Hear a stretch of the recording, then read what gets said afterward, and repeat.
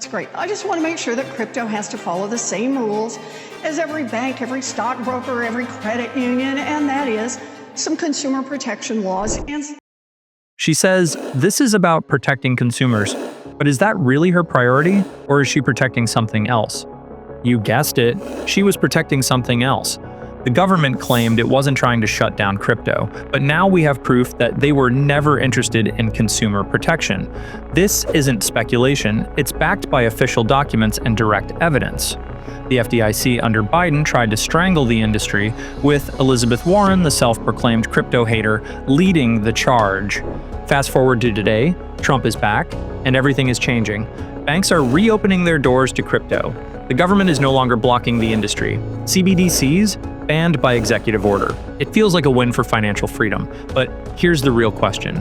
Did the government suddenly start caring about your freedom, or is this just another political shift that could turn against you at any moment?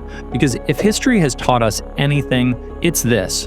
When governments gain control over money, they never willingly give it back. Let's look at the real reason behind all of this, and most importantly, what it means for your financial future. For context, during Biden's presidency, the US government actively worked against crypto. They pressured banks, debanked crypto companies, and made it nearly impossible for the industry to operate. And it wasn't hidden, it was happening in plain sight. The FDIC, Federal Reserve, and OCC issued warnings and internal memos discouraging banks from doing business with crypto firms. Silvergate and Signature Bank, two of the biggest crypto-friendly banks, were deliberately taken down. Elizabeth Warren wrote letters pressuring financial institutions to steer clear of crypto. This was Operation Chokepoint 2.0, a government-driven effort to cut crypto off from the financial system. And for anyone who thought this was just paranoia, the newly released FDIC documents prove that we were right all along. The crackdown on crypto had nothing to do with consumer protection or making the financial system safer, and everything to do with maintaining control. A truly decentralized, censorship-resistant financial system removes government power over money, and that is something the Democrats and many establishment politicians will always fight against. If this was really about protecting consumers, why didn't they go after FTX before it collapsed, despite all the obvious red flags? The truth is, FTX was playing by their rules, funding their campaigns, and supporting regulations that favored centralization. When it imploded, they used it as an excuse to crack down on the rest of the industry.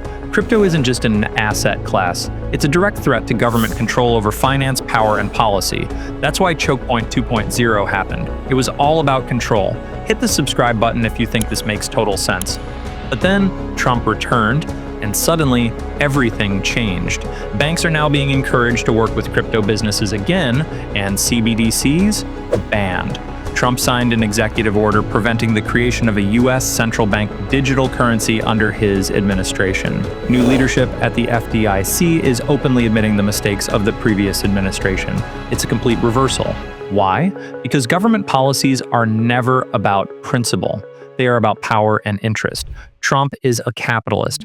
His policies lean toward financial freedom, open markets, and business growth.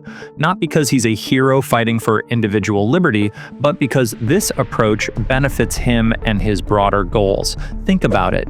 He did not hesitate to take advantage of the situation, launching his own meme coin 2 days before taking office and making millions in just a few hours. And that's the brutal truth about politics. Why is Elon Musk exposing government corruption? Is it because he truly believes in free speech? Maybe. Or is it because, unlike most people, he can afford to? Musk isn't a politician. He doesn't need government approval. He has billions and the power to call out corruption without consequence. For him, exposing political overreach isn't just activism. It's something he does because he can. That's the same reason Trump is reshaping financial policy. Not necessarily because he cares deeply about individual freedom, but because an open, capitalistic financial system aligns with his interests. And in the process, the rest of us benefit. Just because things are better now doesn't mean they will stay that way. Governments don't give up control. If the Democrats return to power, what's stopping Chokepoint 3.0 from happening? What's stopping the next administration from reversing everything and cracking down even harder on crypto? The answer? Nothing. This isn't just another political story. This affects you directly. If you hold Bitcoin, use crypto exchanges, or care about financial independence, you need to pay attention. Because the lesson here is clear. Do not trust governments to protect your financial freedom. Do not assume friendly policies will last forever. And do not wait until it's too late to secure your assets. The best way to protect yourself? Take self-custody seriously. If your crypto is sitting on an exchange, you don't own it. Stay informed. Regulations change fast, and if you're not ahead of them, you'll be caught off guard. Recognize that government policies are driven by interest, not principle. Today, crypto is safe. Tomorrow, that could change in an instant. The only people who will thrive in the next financial era are those who understand what's coming before it happens. And if you've made it this far, congratulations, you're ahead of the curve. Take a second to like and subscribe, and even join the CryptoVagabonds Academy if you want to be at peace with your finances, stay curious, and stay hodling.